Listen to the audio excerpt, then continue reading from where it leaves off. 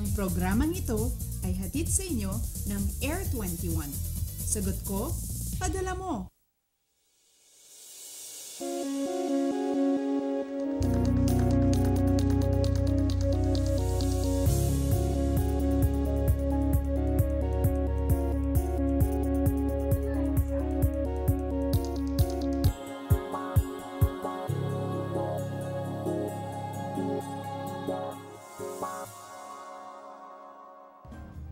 Good morning, Luzon, Visayas, and Mindanao. Kamusta ang weekend? Sana nasulit nyo yan, whether sa pagre-relax nyo sa bahay o sa pakikipag-bonding sa mga mahal sa buhay. Isang panibagong linggo na naman ang ating haharapin. Aba, dapat simulan natin ito sa pinakamagandang paraan at yan ang pagiging positibo at pagiging handa. Live mula sa Pag-asa Weather and Flood Forecasting Center, ito ang Panahon TV na mula Lunes hanggang Linggo unang maghatid sa inyo ng pinakabagong ulat panahon. Sabay kami papanood via online streaming sa www.ptv.ph. Kasama niyo po ngayong Monday morning, September 26, 2016. Ako po ang inyong weather lover, Amor La Rosa.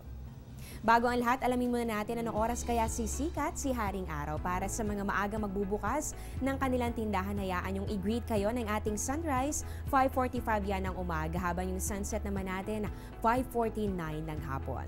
At sa puntong ito, para naman mabigyan na tayo ng ideya sa inaasahan nating weather condition sa mga susunod na oras, makakapanayam na po natin ang isang weather forecaster ng Pag-asa. Walang iba kundi si Mr. Chris Perez. Good morning, Mr. Perez. Unahin na po natin ito. Ano na bang update dito sa binabantayan natin na Bagyong Helen at kailan ba ito inaasahan na lalabas ng Philippine Area of Responsibility?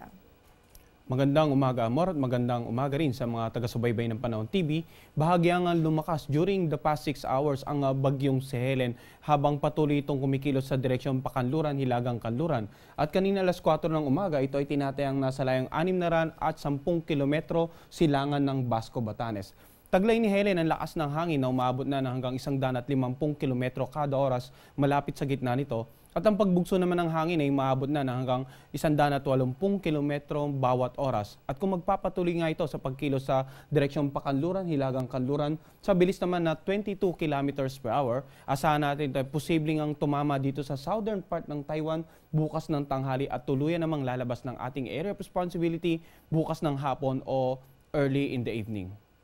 So ayan po, patuloy natin babantayan ang Bagyong Helen na nasa loob pa rin ng Philippine Area of Responsibility. At inaasahan nga natin, ulitin ko lamang nabanggit ni Mr. Perez, ito ay posible na lumabas ng ating boundary bukas po yan ng hapon o kaya naman ay early in the evening. At Mr. Perez, ito naman, dahil nga meron pa tayong binabantayan na bagyo sa loob ng ating PAR, ay saan ba nakataas naman itong tropical cyclone warning signals at ano ba yung mga dapat paghandaan ng mga residente dito? Well, ngayon nga, Amor, nakataas pa rin ang Tropical Cyclone Signal number 2 dito sa may bandang Batanes Group of Island. No? Itong nabanggit nating lalawigan, makakaranas ng masungit na panahon at magiging maalon hanggang sa napakaalon ang mga karagatan. Posible rin makaranas ng storm surge ang mga coastal areas dito nga sa may bandang Batanes Group of Island.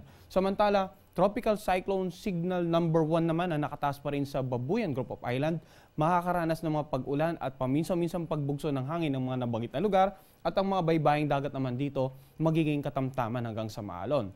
Paalala natin sa ating mga kababayan dahil nga sa papalapit na bagyong si Helen, ang mga karagatan sa hilag at silangang bahagi ng Hilagang Luzon ay magiging maalon hanggang sa napakaalon. Hanggat maaari, wag muna pumalawat ang anumang uri ng mga sasakyang pandagat dito nga sa mga nabanggit nating bahagi ng karagatan dahil bukod sa warning signal ay meron din nga tayong nakataas na gale warning dito naman sa silangang bahagi ng Hilagang Luzon. Nako, doble ingat po para sa mga residente ng nabanggit na lugar kung saan nasa ilalim nga kayo ng Tropical Cyclone Warning Signal number 2 and number 1. At kanina nga nabanggit mo na yung mga areas na makakaranas nga nitong mga storm surge, yung posibilidad niyan at ay malakas na hangin dahil sila nga yung under sa Tropical Cyclone Warning Signal. Pero paano naman yung mga kababayan natin sa natitirang bahagi pa ng ating bansa, yung mga wala dito sa ating signal, ano ba yung mga dapat nilang asahan today? Amor, dun sa mga areas na hindi direktang naapektuhan ng bagyo, inaasahan natin. No? Itong natitirang bahagi ng Luzon, ang buong Visayas at ito namang Zamboanga Peninsula, Northern Mindanao at Caraga Region, makakaranas ng maulap na kalangitan at kalat-kalat na mahina hanggang sa katamtamang mga pag-ulan at pulupulong pagkidlat at pagkulog dahil din sa bahagyang pinag-iibayo ng bagyong si Helen ang hanging habagat. So parang ito na yung huling pagbugso ng habagat at kung wala ng bagyo sa mga darating pang araw ay likely baka ito na yung last episode ng habagat. Samantala dito naman sa may bandang natitirang bahagi ng Mindanao, makakaranas na yung mga kababayan natin doon ng bahagyang maulap hanggang sa maulap na kalangitan, maliban na lamang po sa mga pulupulong dagliang pag-ulan o pagkidlat at pagkulog lalo sa dakong hapon o gabi. So paalala para sa ating viewers, kahit hindi po kayo kabilang dito sa tropical cyclone warning signals ng Pag-asa, maaaring makaranas pa rin ng mga pag-ulan o kaya naman ay pagkidlat, pagkulog. Kaya maging ready pa rin, maghanda po kayo ng inyong payong sa inyong paglabas ng bahay. At panghuling katanungan na lamang Mr. Perez, recently kasi halos sunod-sunod na rin yung pagbabantay natin sa low pressure area o kaya naman ay bagyo. So bukod dito kay Bagyong Helen, meron pa bang ibang weather disturbance na namataan o binabantayan ngayon ng Pag-asa? Well, Amor, sa ngayon nga bukod kay Bagyong Helen, wala naman tayong inaasahan na kasunod ditong bagyo after nito lumabas ng ating air responsibility. Bagamat yung mga kaulapan pa rin dito nga sa labas ng ating Philippine Air Responsibility ay patuloy na minomonitor natin kasabay nitong Bagyong si Helen. No?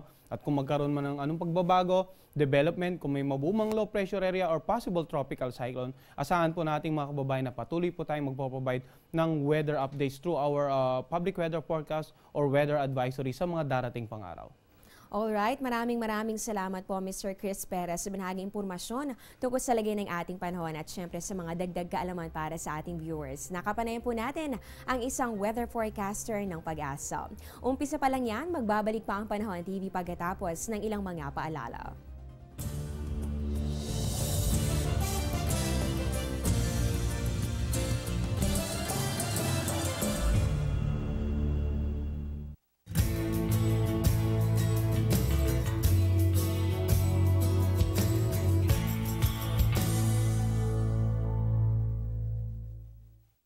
Get timely and reliable Philippine weather information anytime, anywhere through the Panahon TV mobile app, a multifunctional mobile app that brings you weather updates sourced directly from Pag-asa. The app provides a complete 3-day weather forecast at your location.